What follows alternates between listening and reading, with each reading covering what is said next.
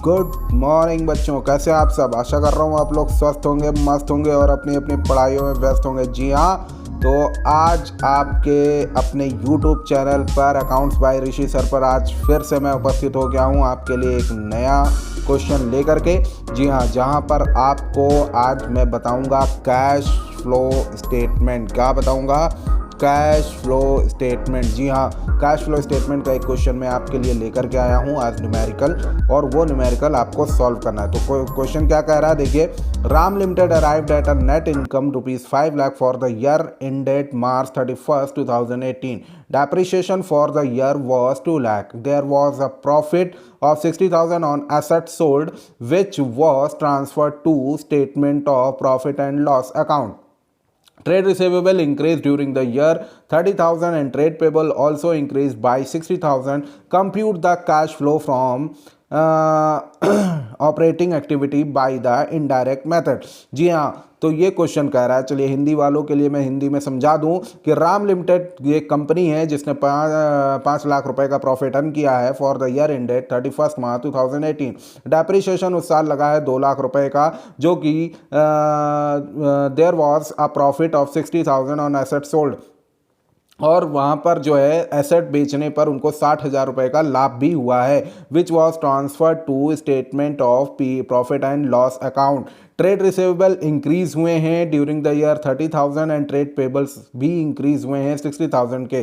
तो compute the cash flow from operating activity, cash flow from operating activity by the indirect method. तो चलिए अब इसके solution पे हमें चलना है, तो ये कैसे ये निकलेगा। ठीक है, तो ऑपरेटिंग मेथड से हमें निकालना है, तो यहाँ पर हम लिख लेंगे कैश फ्लो। दिख रहा है cash flow, cash flow from operating activity. कौन सी एक्टिविटी? ठीक है। अब यहां पर हमें क्या करना है, हमें लाइन खींच लेना है। एक जो फॉर्मेट होता है वो फॉर्मेट आपको प्रिपेयर कर लेना है। कैसे आप प्रिपेयर करोगे? फॉर्मेट आपको पता है क्या होता है भाई, वही अमाउंट, टोटल अमाउंट। यहाँ पर भी एक कॉलम खींच सकते हो आप अमाउंट का। ठीक है, खींच लिया। उसके बाद में यहाँ पर आप लिखोगे पर्टिकुलर्स। क्या लिखोगे? पर्टिकुलर्स। यहाँ पर आप लिखोगे अमाउंट, यहाँ आप लिखोगे टोटल अमाउंट। टोटल अमाउंट, ये कॉलम ऑप्शनल है, आप खींचना चाहो खींचो, नहीं खींचना चाहो तो ना खींचो। चलिए क्या कह रहा है क्वेश्चन? क्वेश्चन कह रहा है कि उसका जो प्रॉफिट हुआ है वो क्या कितना हुआ है? 5 लाख। तो यहाँ पर लिख लेंगे net profit. Net profit at the end of the year, जो भी डेट दे रखी है। ठीक है, चाहे कितने का भाई, यहाँ पर आप एट द एंड डाल लीजिएगा एज ऑन, जो भी आपका है डेट, एज ऑन डेट जो भी दे रखी होगी वो यहाँ पर पड़ जाएगा। ठीक है, तो अब हम बात करेंगे net profit at the end of the year. कितना है भाई? तो at the end of the year अगर हम प्रॉफिट की बात करें तो ये प्रॉफिट कितना है? 5 लाख। कितना है टोटल प्रॉफिट? कितना है? 5 लाख। ठीक है, तो लिख लिया। अब यहाँ पर हम क्या करेंगे? यहाँ पर हम करेंगे adjustment for non cash and non operating item. क्या करेंगे? एडजस्टमेंट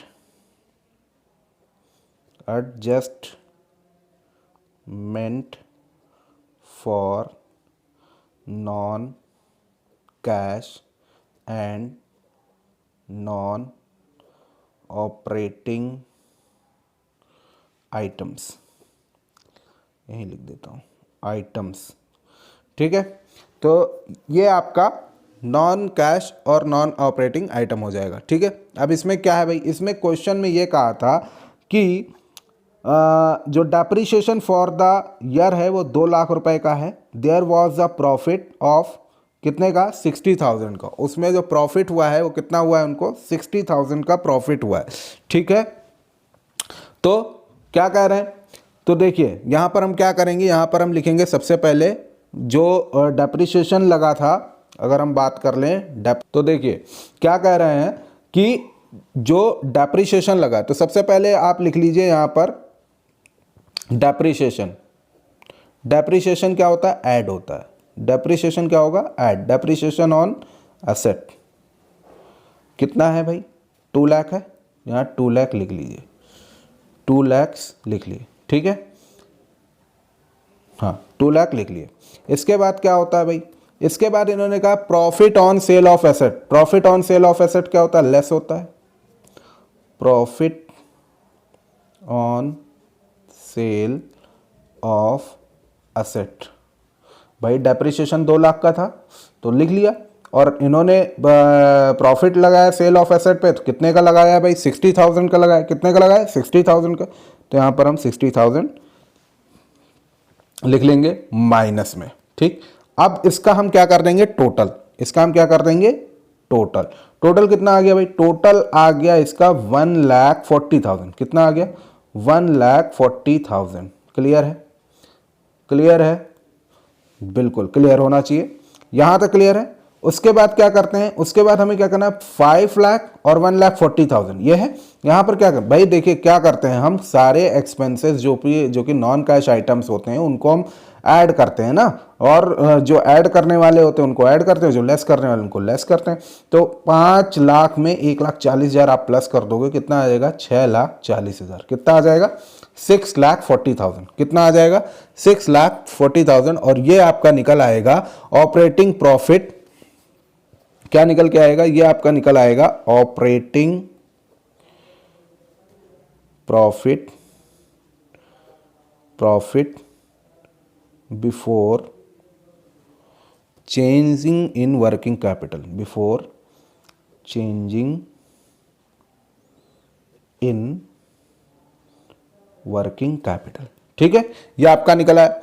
अब आपको पता है ऑपरेटिंग एक्टिविटी है, ऑपरेटिंग एक्टिविटी में क्या होता है कि हमें जब करंट एसेट हमारी इंक्रीज हो रही होती है तो वो लेस होती है, और जब एसेट हमारी डिक्रीज हो रही होती है तो वो ऐड होती है। इसी प्रकार से जब लायबिलिटी हमारी लेस हो रही होती है तो वो लेस होती है, और जब वो इंक्रीज हो रही होती है तो वो बढ़ती है। तो इसका सीधा सा मैं आपको एक फॉर्मूला बता दूं, तो आप लायबिलिटी को हमेशा याद रखो। लायबिलिटी ऐसे याद रखो, लायबिलिटी अगर ऊपर की तरफ जाएगी तो प्लस होगा, नीचे की तरफ जाएगी तो माइनस होगा।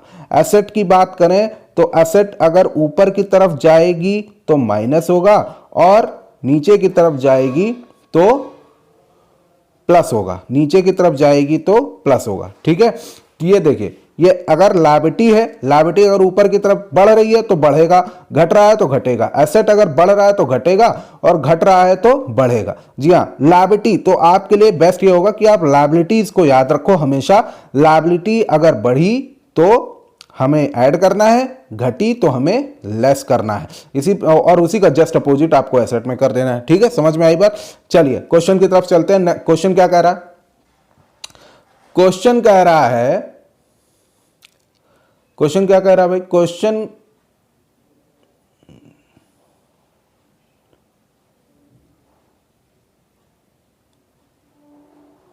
क्वेश्चन क्या कह रहा है, जरा देख लीजिएगा, थोड़ा सा इन चीजों को ध्यान रखिएगा।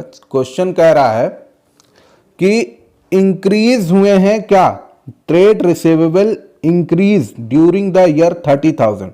तो ट्रेड रिसीवेबल क्या है, करंट एसेट का पार्ट है। तो करंट एसेट अगर इंक्रीज हो रही है तो क्या होगा, करंट एसेट अगर इंक्रीज हो रही तो लेस होता है, तो यहां लेस कर दो, less increase in current assets. कितने की भाई, 30,000 की। कितने की है, 30,000 की। तो 30,000 यहां से लेस कर दो, कर दिया। इसके बाद में कह रहे हैं trade payables also increase by 60,000। Trade payable जो है वो ऑल्सो इंक्रीज बाय कितना है, 60,000। ट्रेड पेबल जो है वो ऑल्सो इंक्रीज हो गया कितना 60,000। तो ट्रेड पेबल को इंक्रीज कर लो भाई।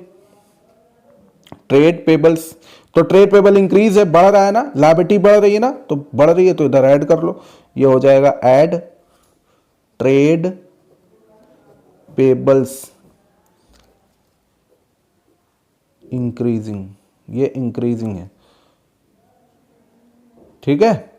कितना है भाई 60,000, कितना है 60,000, क्लियर। अब देखो 30,000 माइनस का 60,000 प्लस का तो कितना बचा 30,000, कितना बचा 30,000, ठीक। अब हमारे पास कितना आंसर आ जाएगा, अब हमारे पास आंसर आ जाएगा, कितना आंसर आ जाएगा हमारे पास, जो आंसर आ जाएगा 6,40,000 प्लस 30,000, ये आ जाएगा 6,70,000, कितना आ जाएगा 6,70,000, ठीक है। तो ये हमारा जो निकल के आएगा cash flow from operating activity, cash flow from operating activity, ठीक है। ये आपका निकल के आ गया। आशा कर रहा हूँ आपको क्वेश्चन समझ में आ गया होगा। कैमरा थोड़ा सा हिल सकता है, एक्चुअली स्टैंड मेरे पास अभी अवेलेबल है नहीं, तो कि मैं आपको इस तरीके की वीडियो बना करके दे सकूं, तो थोड़ा सा उसके लिए खेद है। तो अगर वीडियो अच्छी लगी हो तो लाइक कर दीजिएगा और चैनल को सब्सक्राइब कर लीजिएगा, ताकि आपको आगे आने वाली वीडियोस मिलती रहें। और हाँ, अगर इसकी थ्योरी आपको समझनी है तो आप नीचे कमेंट बॉक्स में कमेंट जरूर करें, ताकि मैं आपको इसकी थ्योरी बना के उपलब्ध करा सकूं, ठीक है। तब तक के लिए जय हिंद, जय भारत।